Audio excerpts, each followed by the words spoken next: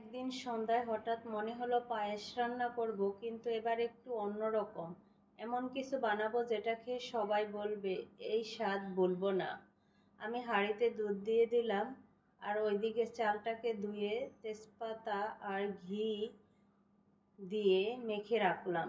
জানেন, চালের সাথে ঘি মেশালে শুধু সুগন্ধই বাড়ে না, বরং পায়েসের প্রতিটা দানা ঝরঝরে থাকে, পাতিলের তলায় লেগে যায় না। এদিকে দুধ ফুটতে শুরু করছে। ধীরে ধীরে চালটা ঢেলে দিলাম, অনবরত নাড়তে লাগলাম যেন চাল একটার সাথে একটা সুন্দরভাবে মিশে যায়। পায়েস বানানো মানেই ধৈর্যের পরীক্ষা, কিন্তু আমি জানি শেষ পর্যন্ত যা হবে সেটা একবার খেলে কেউ ভুলতে পারবে না। এ পর্যায়ে দিয়ে দিলাম এলাচ, দারুচিনি। দুধটা ফুটতে ফুটতে একটু কমে এলো, তখনই আমার মনে পড়লো আগে থেকেই একটু গরম দুধ আলাদা রেখেছি। সেটা নিয়ে গুঁড়া দুধ মিশিয়ে দিলাম, কারণ এই ছোট্ট টিপসটাই পায়েসের টেক্সচার একদম পারফেক্ট করে দেয়।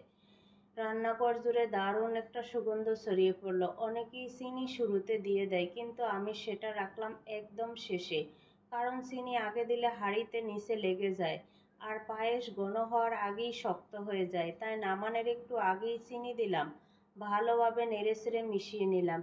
এবার অন্য একটা প্যানে একটু ঘি গরম করে নিলাম, বাদাম আর কিশমিশ ভাজলাম। এটা দিলে পায়েসের স্বাদ যেমন বেড়ে যায়, তেমনি পরিবেশনেও একটা রাজকীয় ভাব আসে। যতই বলি পায়েস তো শুধু রান্নার জন্য না, এটা এক ধরনের আবেগ। আমার ছেলেমেয়ে মিষ্টি তেমন একটা খায় না, কিন্তু এই পায়েস বানানোর পর বারবার ফ্রিজ খুলে দেখে আম্মু শেষ হয়ে গেছে।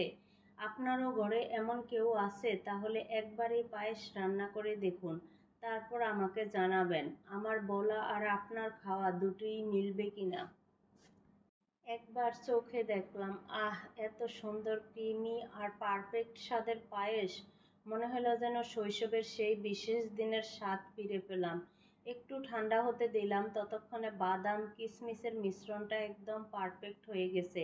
এবার পরিবেশনের পালা। বাটিতে গরম গরম পায়েস তুলে নিলাম, উপর থেকে ভাজা বাদাম আর কিশমিশ ছড়িয়ে দিলাম।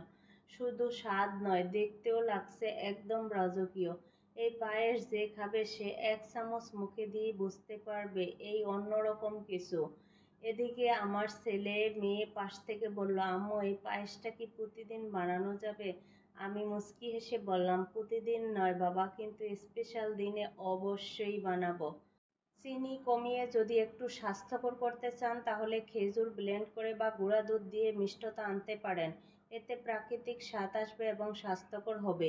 ফুল ক্রিম দুধের বদলে লো ফ্যাট দুধ বা নারকেলের দুধ ব্যবহার করতে পারেন। এতে ক্যালোরি কমবে, কিন্তু স্বাদ থাকবে চমৎকার।